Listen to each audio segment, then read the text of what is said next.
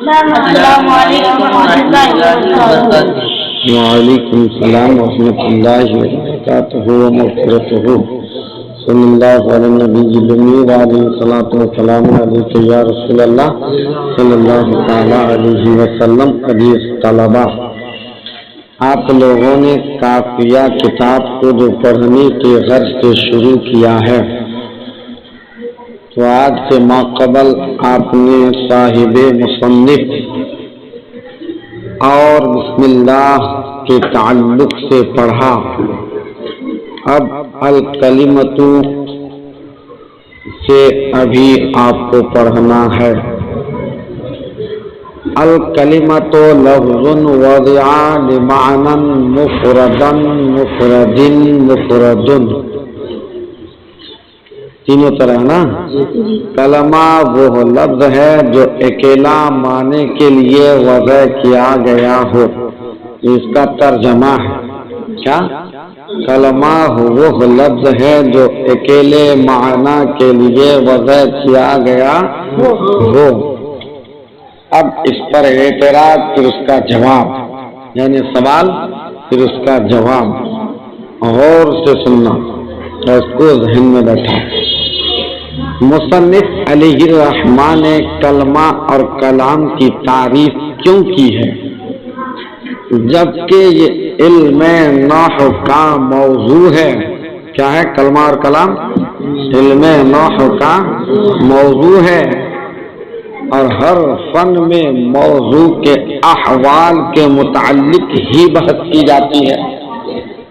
ہر فن میں کیا کہ جاتے ہیں؟ موضوع کے احوال کے متعلق ہی بحث کی جاتی ہے۔ یہ سوال ہوا، یہ اعتراض کیے، اب اس کا جواب دیتے ہیں۔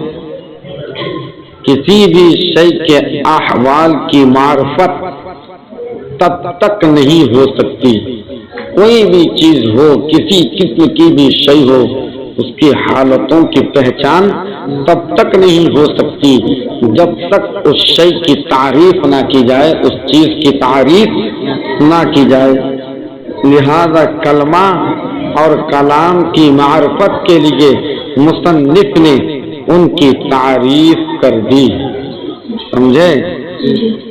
ٹھیک، پھر سوال ہوگا، یہ کافیہ ایسی کتاب ہی ہے اس کے سوال پہ سوال جواب پہ جواب ہے نا۔ پھر سوال ہوا، پھر اعتراض ہوا کہ کلمہ کو کلام پر مقدم کیوں کیا، مؤخر کر لیتے۔ ہاں، کلام کو پہلے کلمہ کو بعد میں کر لیتے، مگر کلمہ کو کلام پر مقدم کیا، مؤخر کر لیتے۔ مؤخر کیوں نہیں کیا؟ اب اس کا جواب دیتے ہیں۔ کلمہ لفظاً کلام کا جز ہوتا ہے۔ کیا ہوتا ہے؟ کلمہ لفظاً کلام کا جز ہوتا ہے، اور کلمہ کا مفہوم بھی کلام کے مفہوم کی جز ہوتا ہے، اور جز کل پر طبعاً مقدم ہے، طبعاً مقدم ہوتا ہے، اور جز کل پر طبعاً مقدم ہوتا ہے۔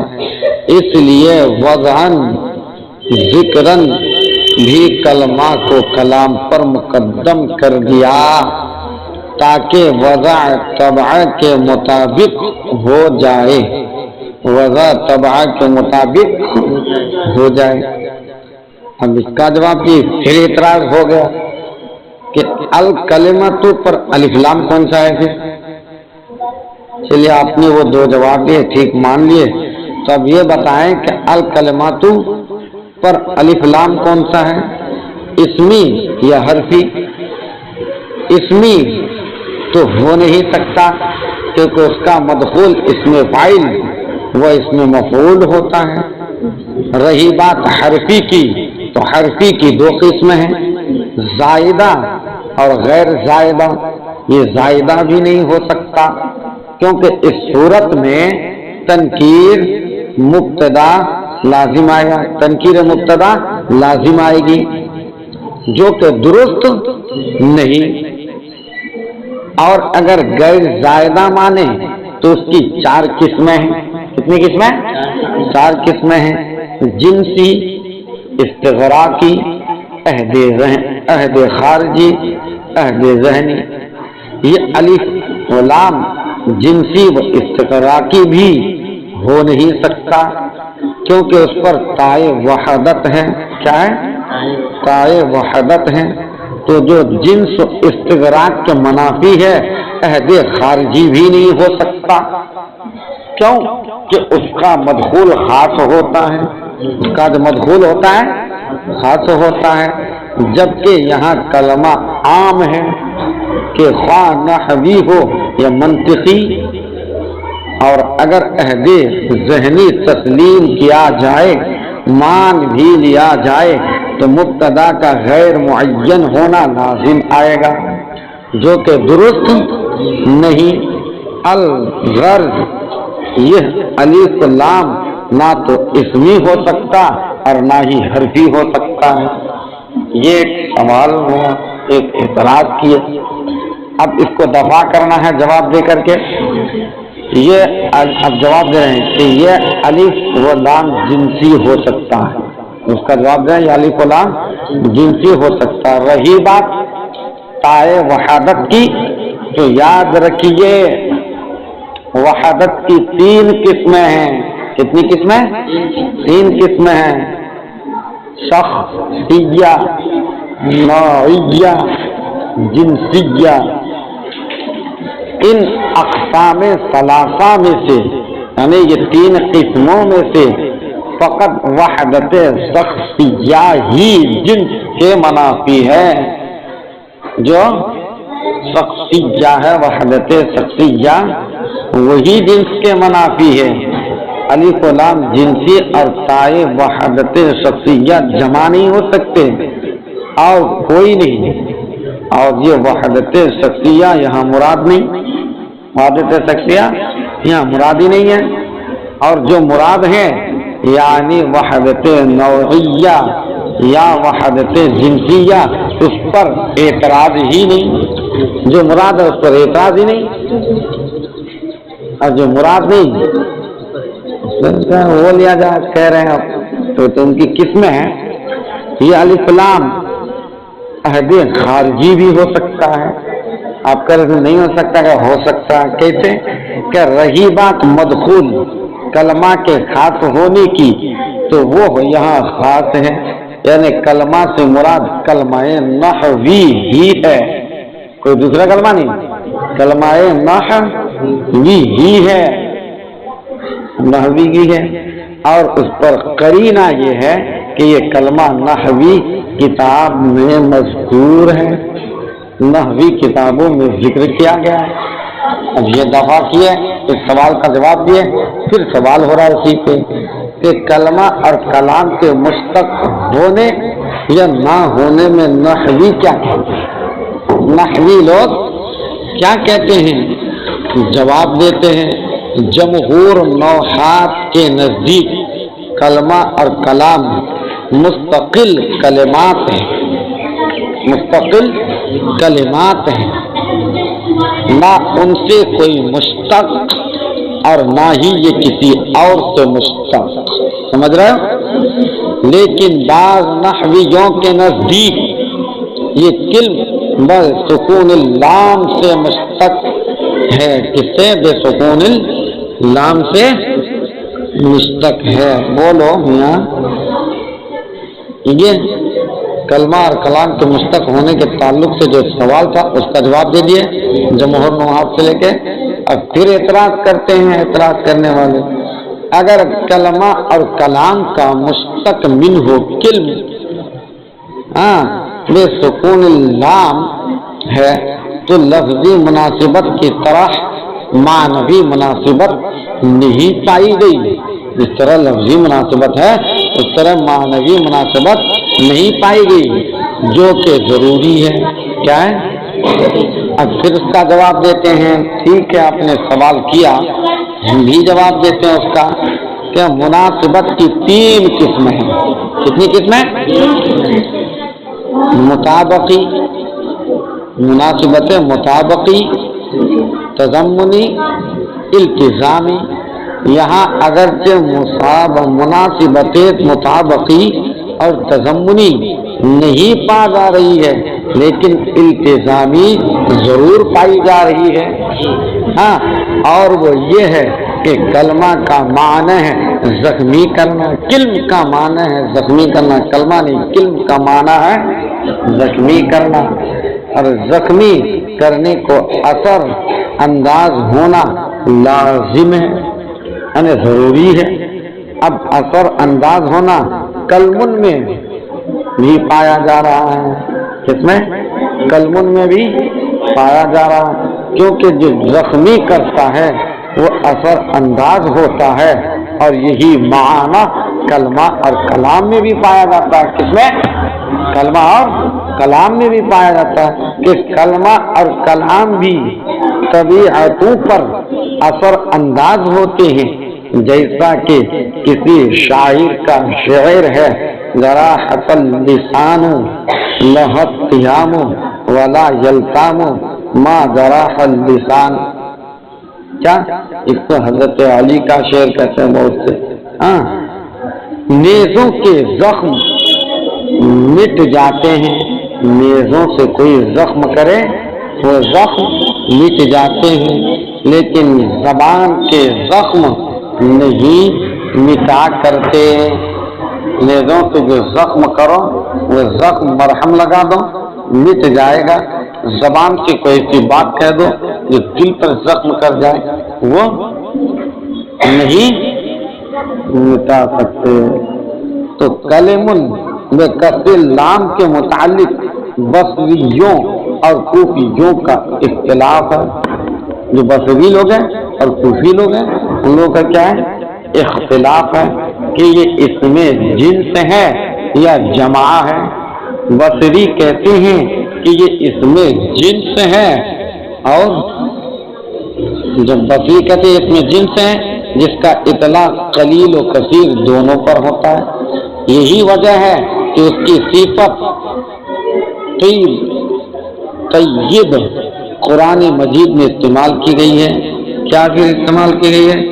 کہتے الیہ یصعد الکلیم الطیب. اس آیت کو اور مزید دیکھ لینا، اگر جمع ہوتا تو طیبۃ ہوتی. کوفی کہتے ہیں کہ یہ جمع ہے، اس میں جنس نہیں ہے، اور اس کا اطلاق ما فوق الاثنین دو سے زائد پر ہوتا ہے، کم پر نہیں ہوتا. رہی بات صفت طیب ہونے کی تو اس کا جواب یہ ہے کہ یہ کلمن بکسر اللام کی صفت نہیں ہے، بلکہ اس سے پہلے لفظ بعض و مضاف محذوف ہے اس کی. ہماری بات. اب پھر لفظ کی بحث کر رہے ہیں کہ لفظ کا لغوی معنی کیا ہے. پھر کہ لفظ کا لغوی معنی پھینکنا ہے کہ لفظ کو بحث میں لا رہے ہیں جو کہ عام ہے، اور اصطلاحی معنی ہے ما یتلفظ بہ الانسان. لفظ وہ ہے جس کا انسان تلفظ کرے، یہ خاص ہے. پھر اعتراض ٹھوک گیا، اس کا جواب بتائیں گے. پھر اعتراض کیا ہے؟ کیا اب اعتراض کیا کریں کہ آپ کی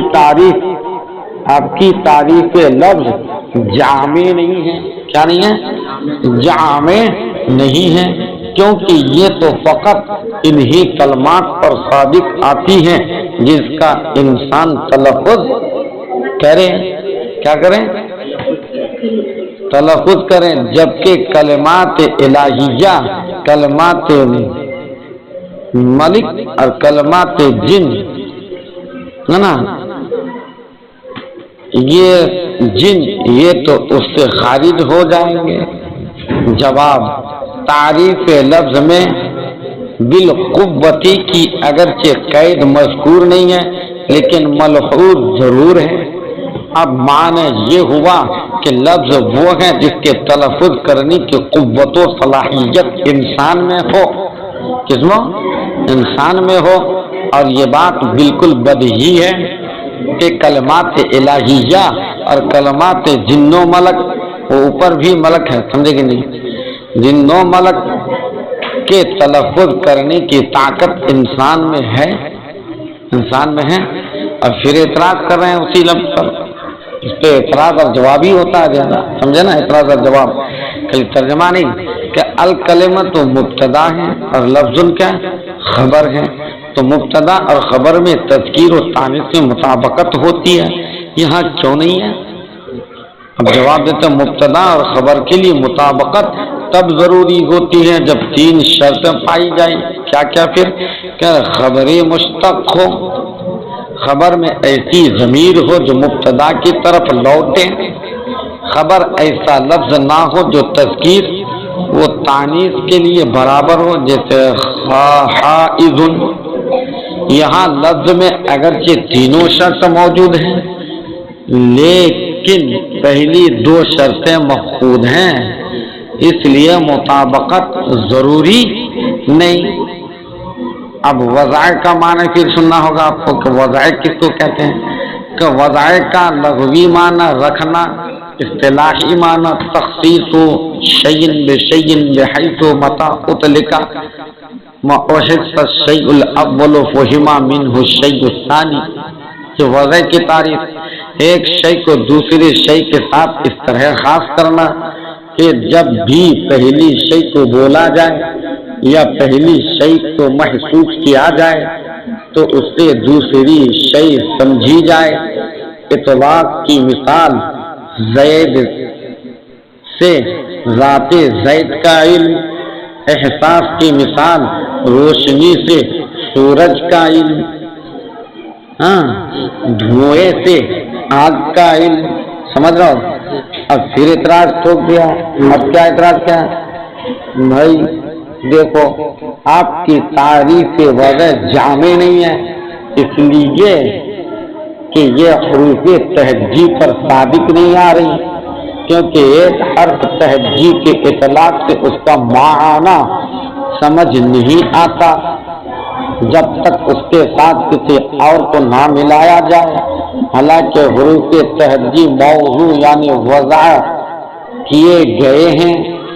جواب تعریف وضع میں اطلقا بمعنی استعملا ہے، اور یہ بات ظاہر ہے کہ حرف کا استعمال دوسرے سے مل کر ہی ہوتا ہے. کیا ہوتا ہے؟ مل کر ہی ہوتا ہے. اور پھر اعتراض کیا کہ حریف وضع میں اگر شیء اول سے مراد لفظ لے اور شیء ثانی سے مراد معنی تو مطلب یہ ہوگا کہ ایک لفظ کو ایک معنی کے ساتھ کرنا وضع ہے.